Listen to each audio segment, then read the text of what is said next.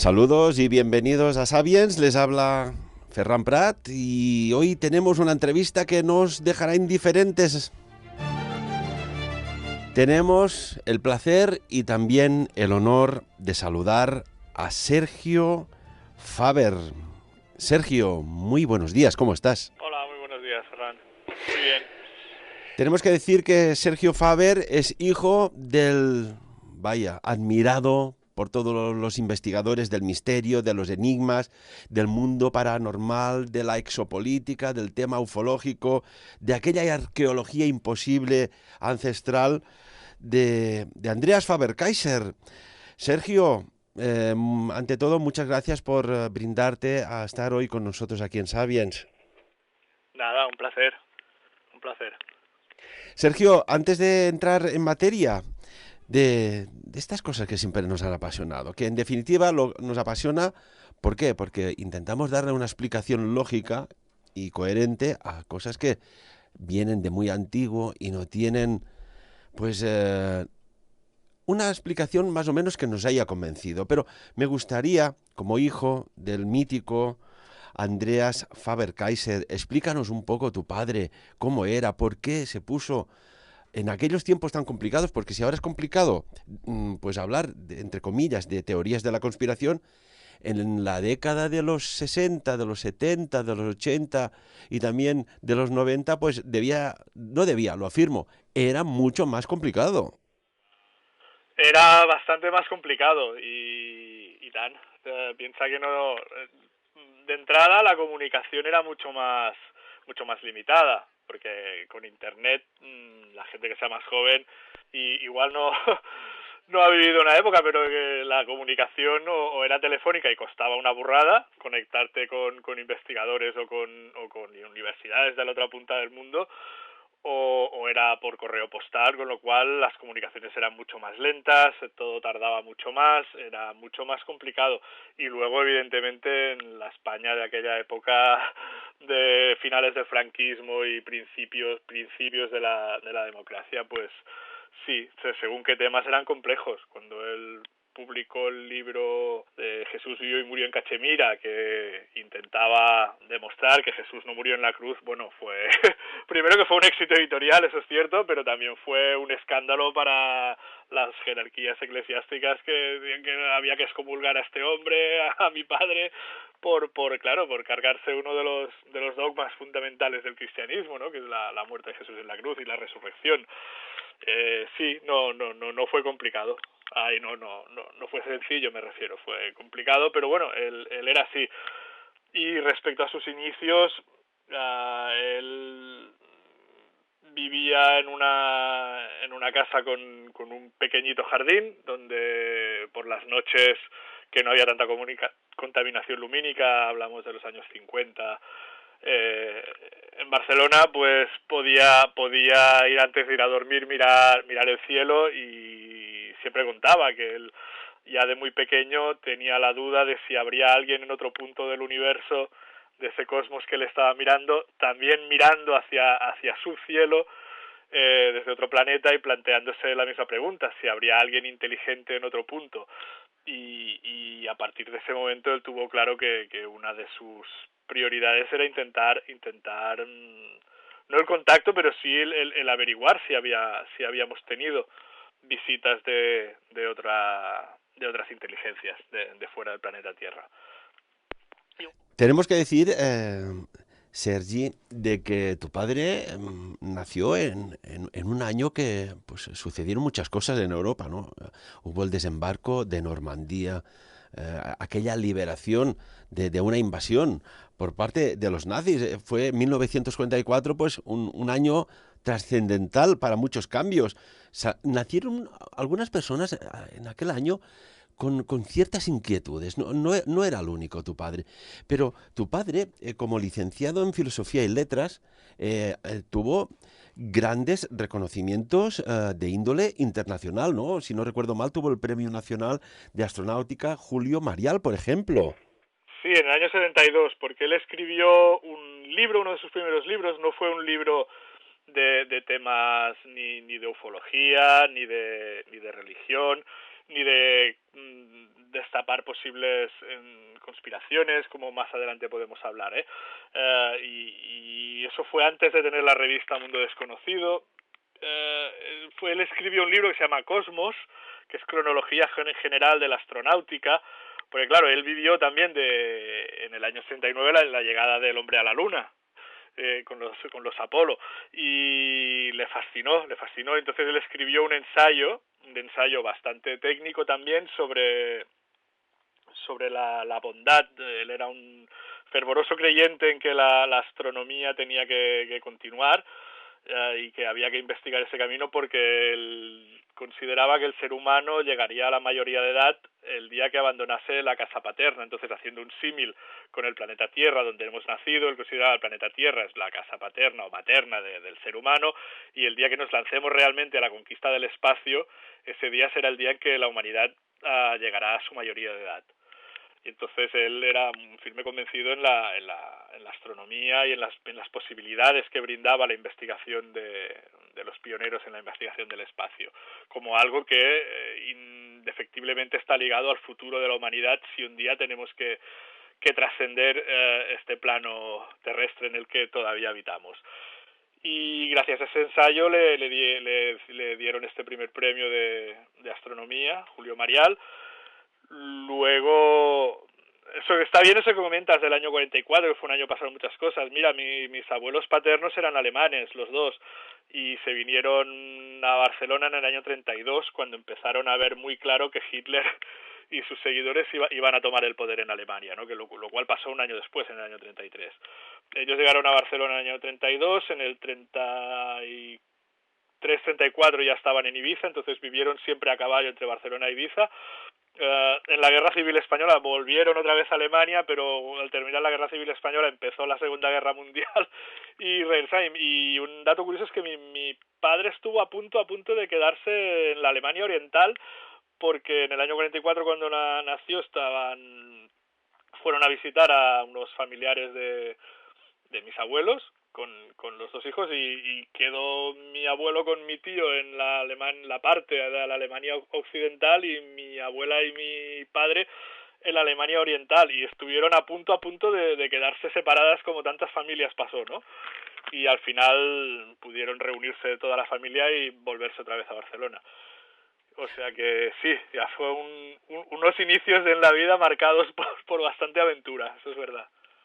Y tanto que sí. Hombre, imagínate que estás en Alemania, acabas de un país destrozado por los bombardeos y por todo el conflicto bélico, y encima pues te empiezan a construir un muro dividiendo pues a los supervivientes del conflicto, ¿no?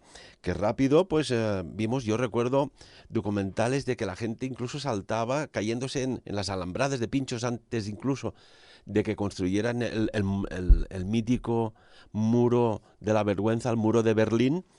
Se lanzaban casi al vacío para no quedar en aquella República Democrática Alemana que de democrática no tenía nada.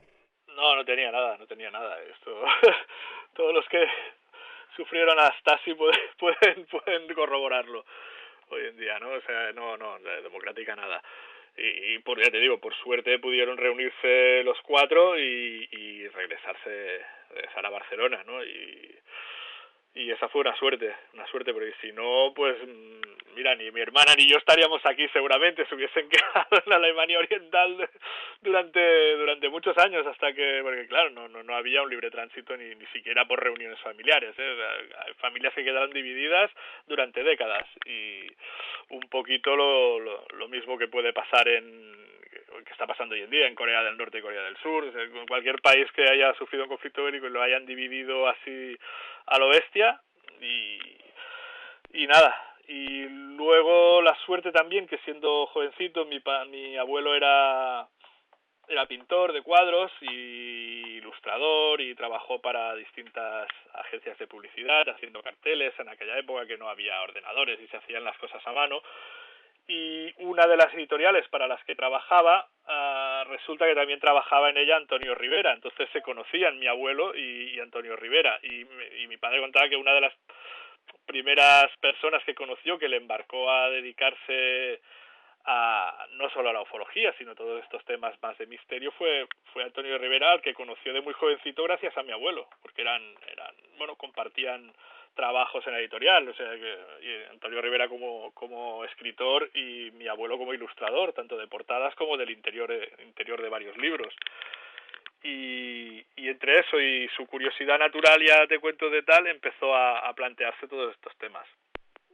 Y Sergi, en la década de los 80, rondaba 1988, tu padre, Andreas Faber-Kaiser, en una radio catalana, Catalunya Radio, hizo un programa que es que la pregunta ya como título era tan bueno: ¿qué volen aquesta gent? ¿Qué quieren esta gente?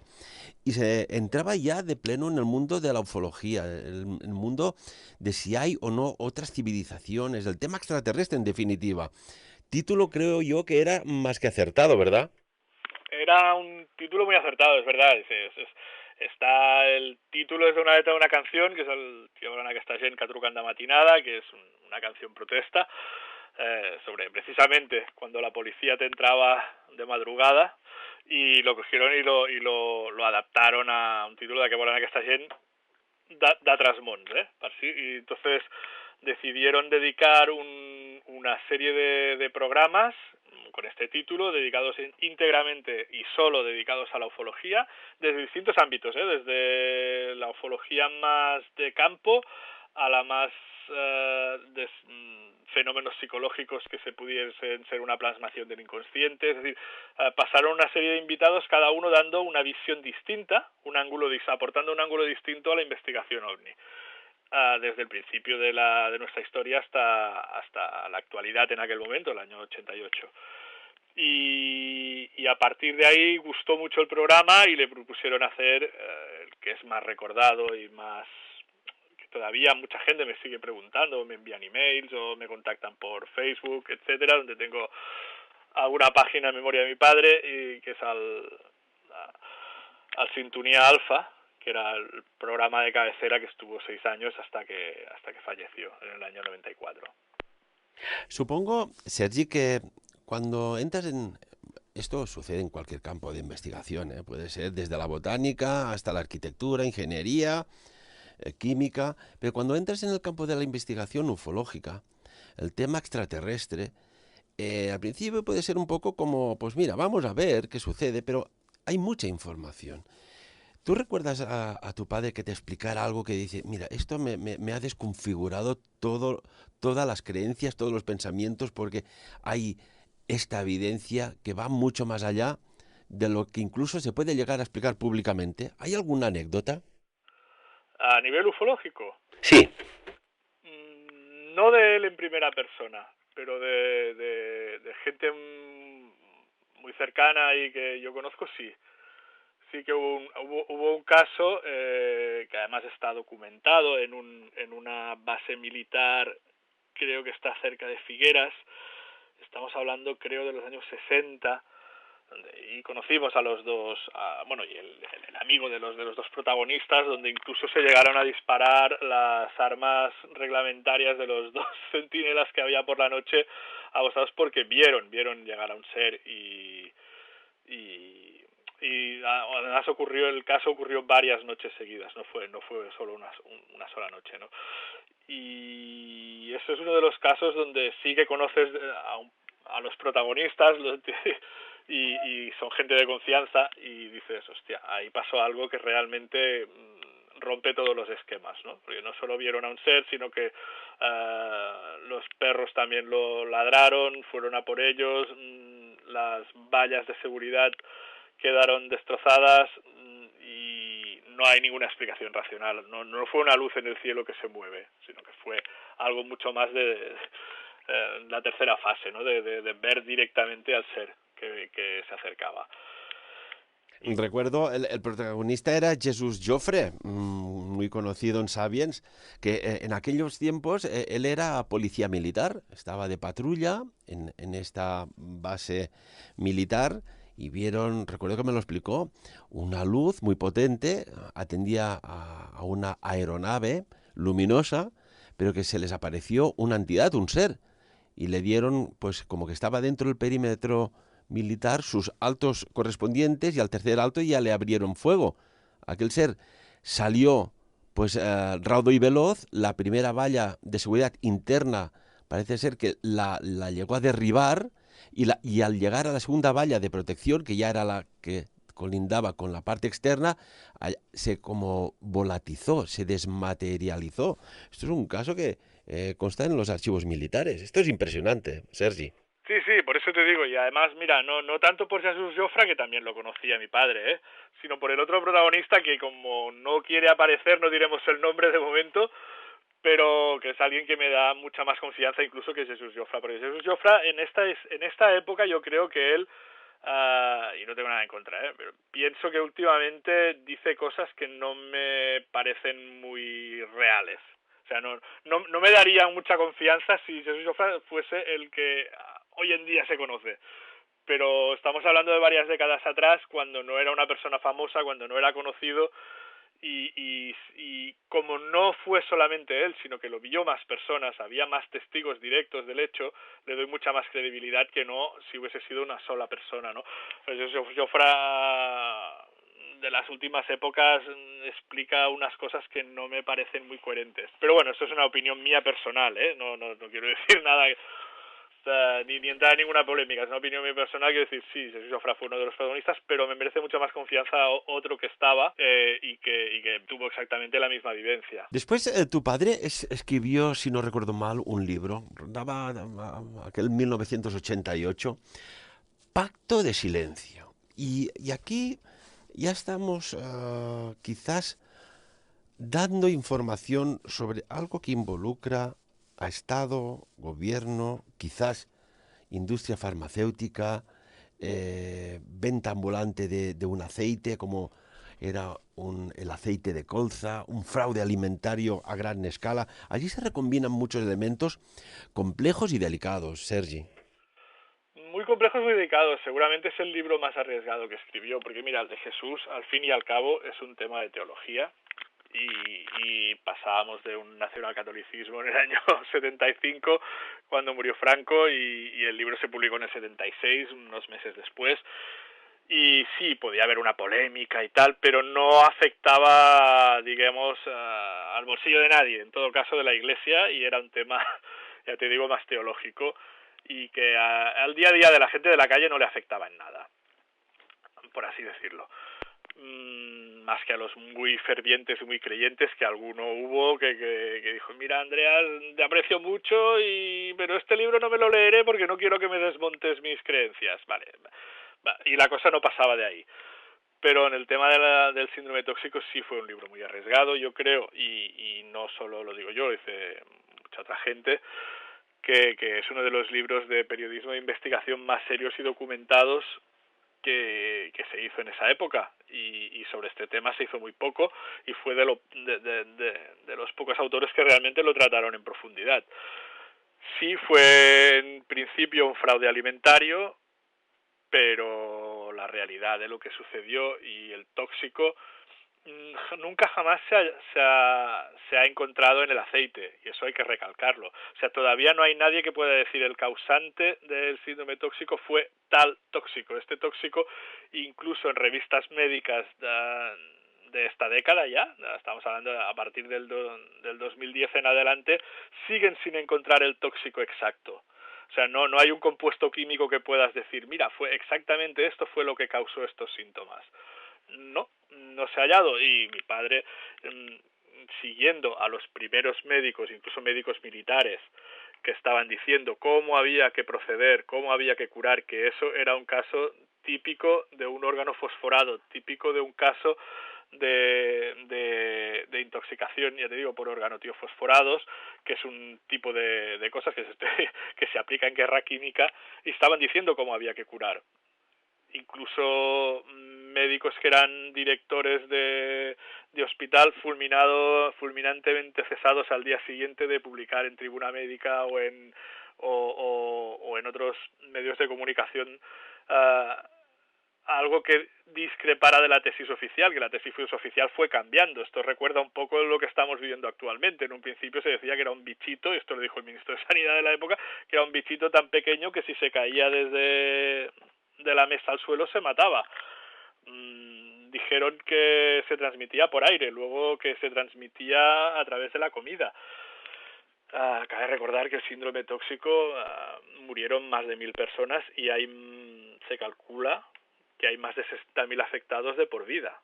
Son gente que nunca van a recuperar las mismas condiciones de vida que tenían antes de la intoxicación. Entonces es un tema muy serio.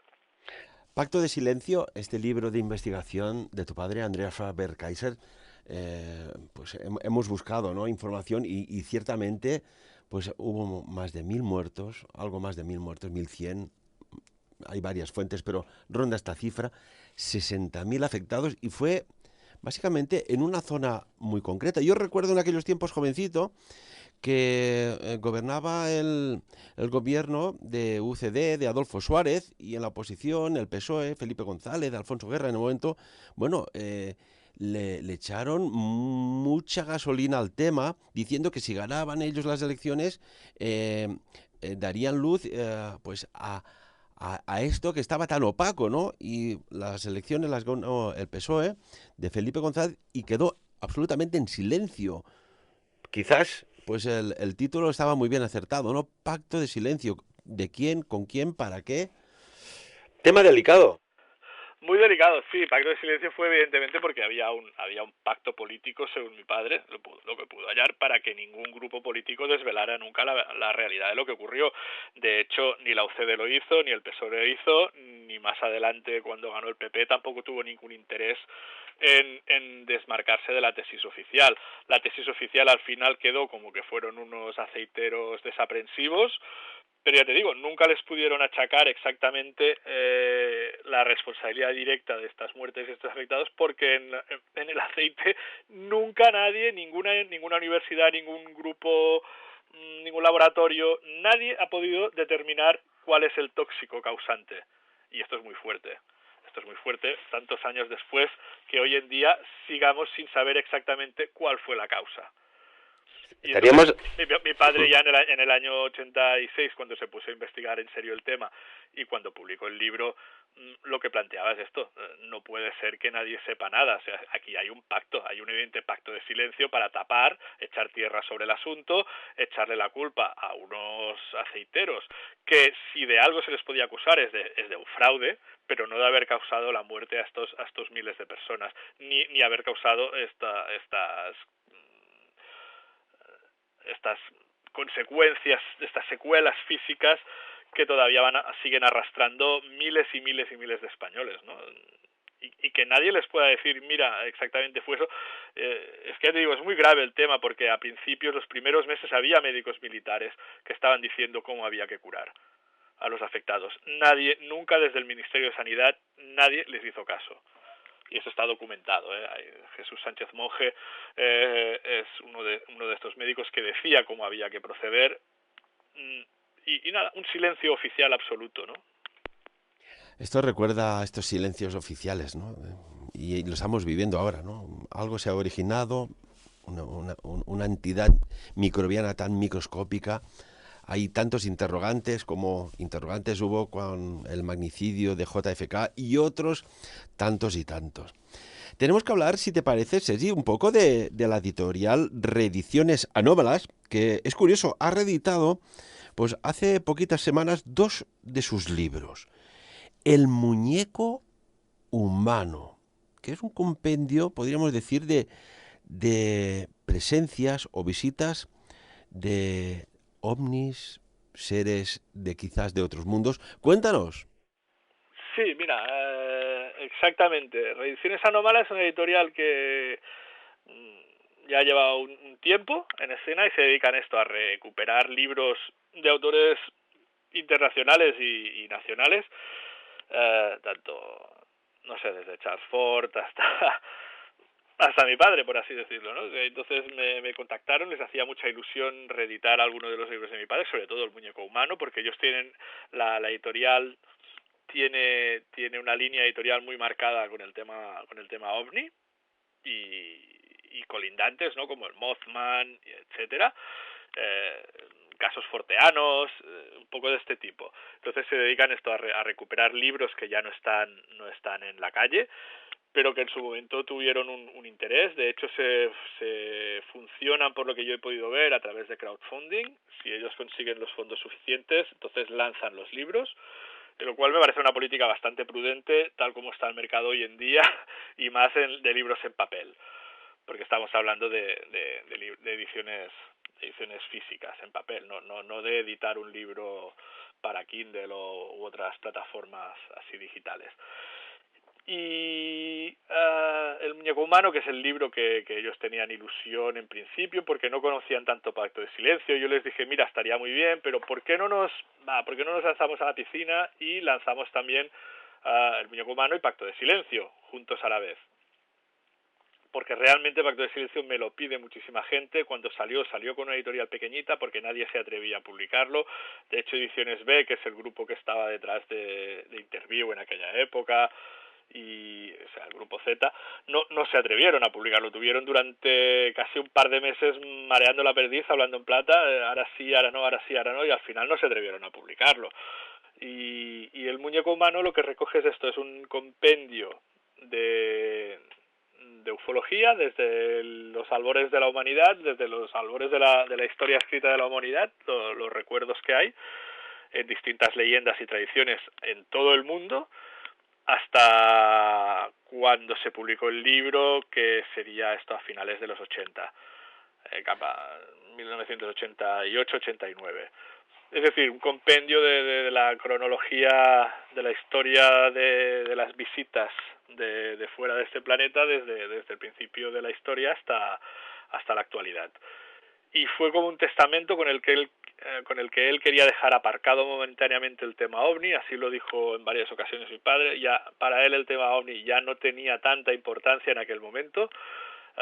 La tenía, pero no como para dedicarse a escribir más sobre ello. Entonces él quiso dejar un libro testimonio de toda su investigación, todos los 30 y pico años largos que llevaba dedicado a investigar este tema, y quiso hacer su libro definitivo, no el libro definitivo del tema OVNI, sino su libro definitivo sobre el tema OVNI, al menos hasta ese momento, y pasar a libros más de denuncia, más de investigación periodística, como el de Pacto de Silencio, donde él vio que realmente había mucho que contar todavía sobre los negocios de la sanidad, del Big Pharma, que en aquellos momentos ya empezaba a tener una relevancia importante, y de hecho veía que era más acuciante, más importante en el día a día de las personas, afectaba mucho más que no los casos OVNI, por así decirlo. Vamos a Muñeco Humano. Déjame preguntarte una cosa que tu padre ya planteó, ¿no? Y a mí me viene a la cabeza la teoría de la evolución,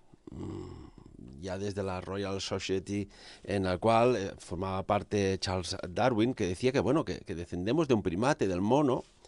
Pero claro, a día de hoy, con todos los hallazgos antropológicos que ha habido, con todas las excavaciones, etcétera, etcétera, aún no ha aparecido ese eslabón perdido. Tu padre lanzaba ya una pregunta muy, muy sutil, ¿no? Y muy interesante. Bueno, ¿y si somos una especie de creación? Estamos hablando de ingeniería genética, lo que estamos conociendo ahora, que tiene muchos avances, de un prototiempo en lo cual aquellos dioses que se llamaban dioses no eran más que otra raza que decidió que en ese planeta azul que se veía en el sistema solar, pues que podían generar vida, y una vida, entre comillas, bastante inteligencia, con ciertas limitaciones, pero que se nos fabricara para ser utilizados por algo. ¿Qué opinas? Sí, él tenía esa teoría y llegó a ella tras muchos años de investigación, te digo, de comparar muchos mitos y muchas religiones antiguas de todos los puntos del planeta, desde Oceanía, pasando por Mesoamérica hasta las civilizaciones mediterráneas, África, etcétera, y veía claro que desde siempre hay tradiciones que hablan de estos seres creadores.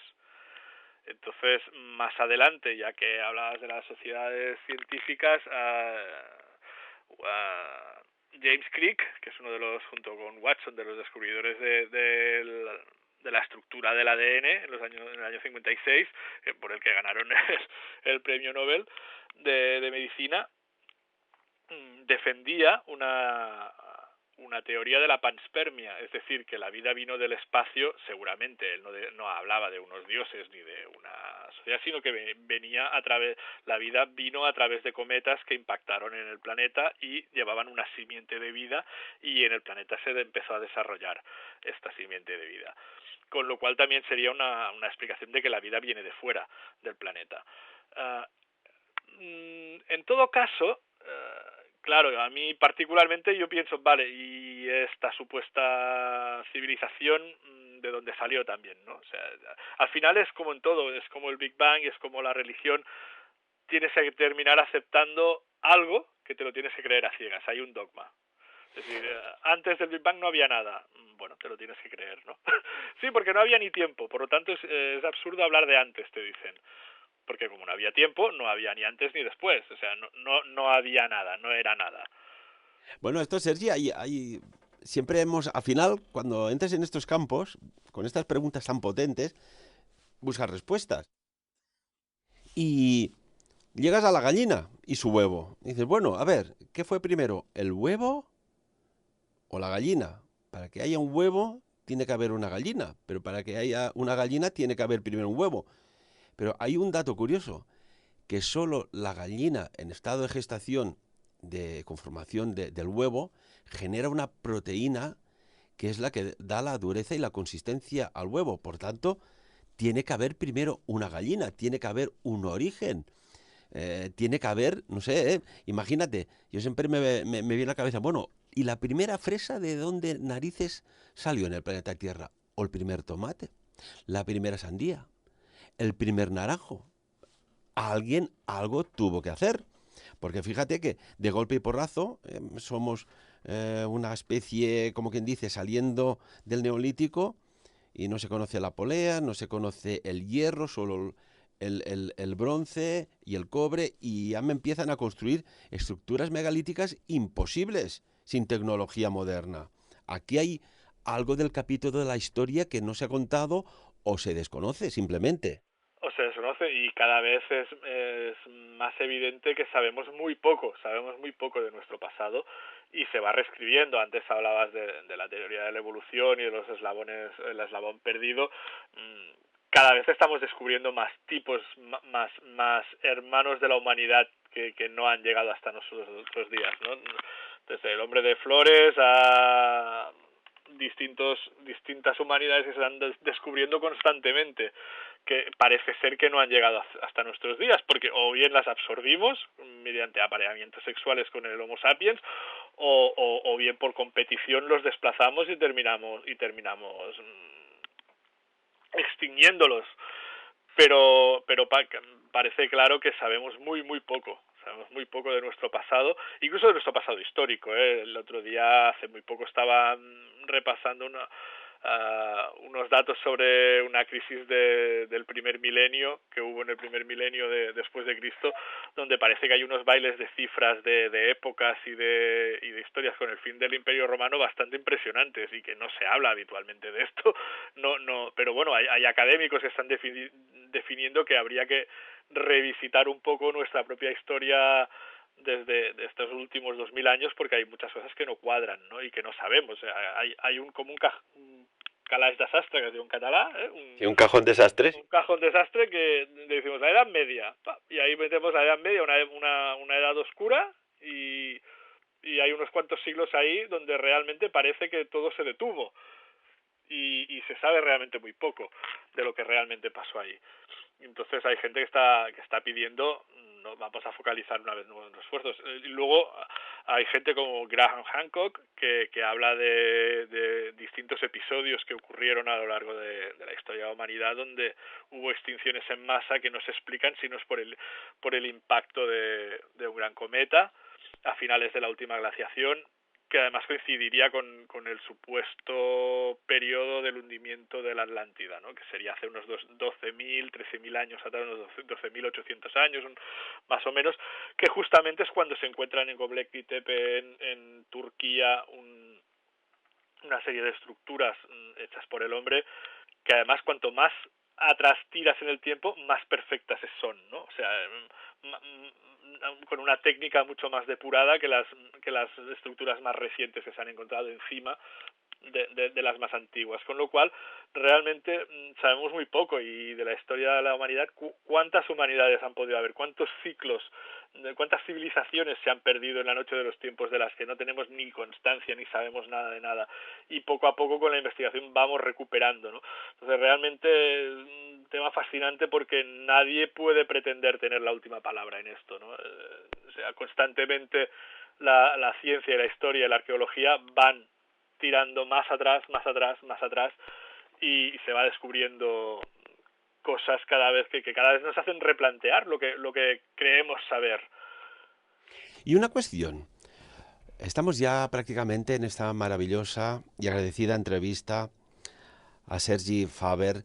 Sergi, ¿crees que hay una correlación entre grandes descubrimientos que a veces se salen de las líneas cartesianas oficiales y otros que son científicos y las extrañas muertes o desapariciones de científicos? Me viene a la cabeza el avión de Malaysia Airlines que fue derribado muy extrañamente sobre Ucrania cuando llevaba científicos a Australia para hacer un congreso porque iba a revelar nuevos insólitos y extraordinarios hallazgos sobre el HIV y fallecen todo aquel grupo de científicos. Y me viene a la cabeza, si no recuerdo mal, en la revista Más allá de la ciencia, bajo el título Confesiones de Andreas Faber-Case entre la vida y la muerte, que hay un demoledor artículo. ¿Puedes comentar algo?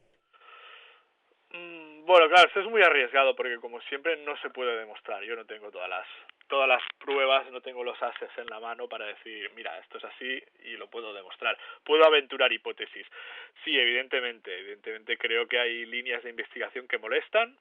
Mi padre cuando sacó la revista Mundo Desconocido del año 76 hasta noviembre del 82, fueron 75 números regulares, mensuales, más 2 extras. En los últimos números tenía un investigador muy querido de la familia, tanto de mi padre como de mi madre, que era un argentino, se llama Alejandro Viñati. Estaba escribiendo sobre guerra química y bacteriológica y estaba publicando. La gente puede ir a los últimos números, a partir del número 70 de Mundo Desconocido, la revista de mi padre, y ver que realmente Alejandro Viñati estaba publicando sobre estos temas. Falleció en extrañas circunstancias en un hotel en Caracas, precisamente, cuando estaba a medio enviarle sus crónicas y sus descubrimientos sobre lo que estaba haciendo. Mi padre se puso a investigar el tema del síndrome tóxico y de repente fallece al cabo de pocos años. Como tantísimos médicos e investigadores oficiales, de organismos oficiales me refiero, que iban en contra de la tesis oficial de que fue el aceite de colza desnaturalizado. Lo que comentabas de estos científicos. Ahora, poder decir quién fue, quién dio la orden, por qué, qué motivos se esconden ahí detrás, esto ya es muy aventurado y no me atrevo a hacerlo, al menos públicamente, porque no tengo las pruebas, lamentablemente, ojalá las tuviera, pero que hay líneas de investigación que no interesan, esto es evidente. Mira ahora mismo lo que está pasando en China con el coronavirus, ¿no? Con el COVID. A la doctora Ai Fen, que fue de las primeras que destapó el tema, nadie sabe dónde está. Ha desaparecido. 60 Minutos Australia dedicó un capítulo entero a hablar sobre ella hace meses, y hace meses que nadie sabe nada de ella, y fue de las primeras, incluso antes que su compañero, el médico que falleció destapando un poco lo que estaba pasando realmente en los hospitales y que contrajo el coronavirus y falleció a los pocos días, a mitades de febrero de este año. Había la doctora Ai Fen, que era la jefa de urgencias, creo, en ese hospital precisamente, y fue la primera que destapó el tema y se puso en contacto con colegas, y de repente el gobierno chino, bueno, se supone que el gobierno chino, porque si no, ¿quién va a ser? La ha silenciado, de algún modo la ha silenciado. No sabemos si sigue viva, si está encerrada en algún centro, lo que sea, pero ha desaparecido de la vida pública. Nadie sabe nada de ella desde hace meses. Entonces es evidente que hay temas que no se pueden tocar. ¿Hay, crees tú, una especie de gobierno o corporación a la sombra que dice y dicta hacia dónde debe ir la humanidad? Y ya para acabar también, es una pregunta doble. ¿Sigues un poco pues la pasión de tu padre, Andreas Faber-Kaiser, Sergi Faber, que tienes bueno, pues un canal que se llama Sintonía Secreta, que la gente puede escuchar programas también así muy interesantes? Sí, a ver, yo es un juego de palabras, siempre lo dije, tengo un podcast en castellano y uno en catalán, es Sintonía Secreta, que es un juego de palabras con Sintonía Alfa y el Arxiu Secret, que fueron dos de los programas que hacía mi padre, y luego el Arxiu Alfa, que donde cojo las dos palabras de cada uno de estos programas y las combino en plan como un guiño a sus antiguos oyentes o a la gente que todavía le gusta su línea de investigación.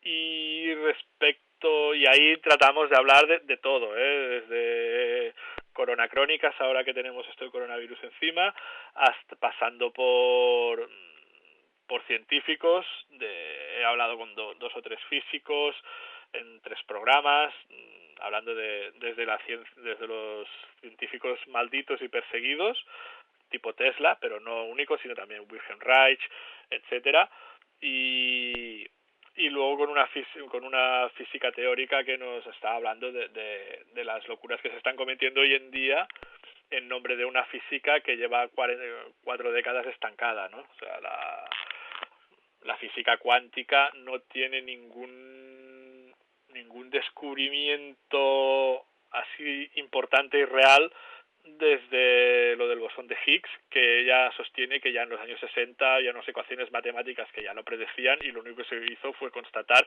pero dice que estamos dedicando una billonada de dinero, o sea, hay líneas de investigación oficiales hacia unos temas en la física que nos están conduciendo a nada, a un estancamiento. Y entonces ella proponía una serie de... Entonces yo, cualquier persona que tenga algo interesante que contar, me interesa entrevistarla.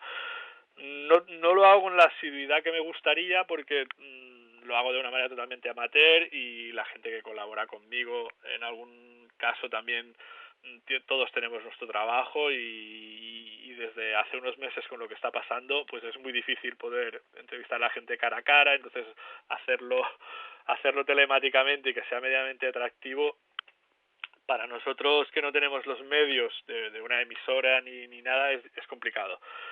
Pero bueno, lo intentamos. Y respecto a tu primera pregunta, de si creo que hay un gobierno en la sombra, un cabal, o llámale como quieras, creo que hay varios. No creo que haya solo uno, y eso también lo creía mi padre, que creo que hay varias facciones enfrentadas entre sí por repartirse el pastel que representamos todos nosotros. Porque si hubiese solo uno ya hubiesen culminado hace tiempo.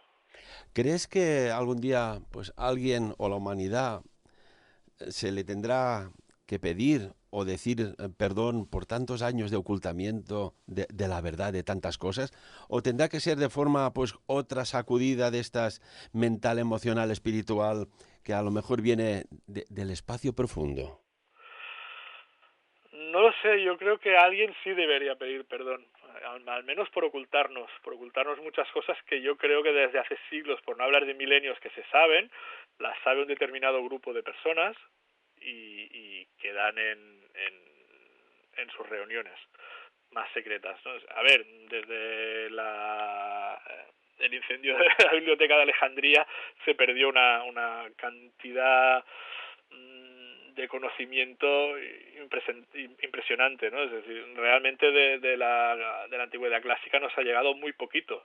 Nos ha llegado muy poquito de lo que realmente sabían esas civilizaciones. Hombre, Sergi, tú sabes que si en la Biblioteca de Alejandría, vamos a poner un ejemplo que todo el mundo entenderá, hay los verdaderos orígenes de la humanidad y no interesan que se sepan, tú retiras los documentos, le pegas fuego, se quemó y ahí se acaba la película. Claro.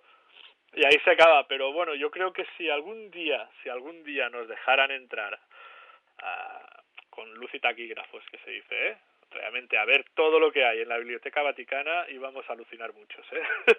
Yo creo que hay mucho de lo que supuestamente está desaparecido o quemado, debe haber alguna copia, yo me temo. Necesitarás 3 vidas, porque son 80 kilómetros lineales de documentos, pergaminos, de todo, prácticamente hay de todo. Sí, sí, por eso digo, y estoy seguro que ahí hay historias alternativas a muchos hechos que nos han contado muy a posteriori, nos han reescrito como sucedieron, pero que realmente, ¿quién lo sabe, no? ¿Quién sabe realmente cómo pasó? Yo creo que sí que hay gente que lo sabe, y bueno, lo mantienen en un pequeño núcleo reducido de personas que además yo creo que no trabajan a corto plazo, o sea, su percepción de los hechos históricos es muy distinta a la nuestra. Nosotros pensamos en lo que da una vida humana. Ellos piensan en lo que da un grupo de poder, que va mucho más allá de una vida. Entonces ellos son capaces de planificar hechos o de plantearse determinadas actuaciones que incluso no van a ver que den frutos en la propia vida de quien los ha iniciado, sino que los van a ver generaciones posteriores. Y tanto que sí. Sergi Faber, hijo del admirado, seguido investigador Andreas Faber-Kaiser. Gracias por tu valentía y de forma pública, pues, explicarnos un poco quién era tu padre, que siempre esto honra, ¿no?, a nuestros ancestros, y también tu valiente de pues seguir un poco en la línea de tu padre de la investigación a través del canal que hemos comentado. Solo pues decirte que muchísimas gracias y que estamos como siempre en Sapiens a vuestra disposición. Pues muchísimas gracias a vosotros, muy placer realmente. Y amigos y amigas, como siempre, de lo dicho aquí, por encima de todo, que cada uno saque sus propias conclusiones. Sapiens. Dirigit i presentat per Ferran Prat.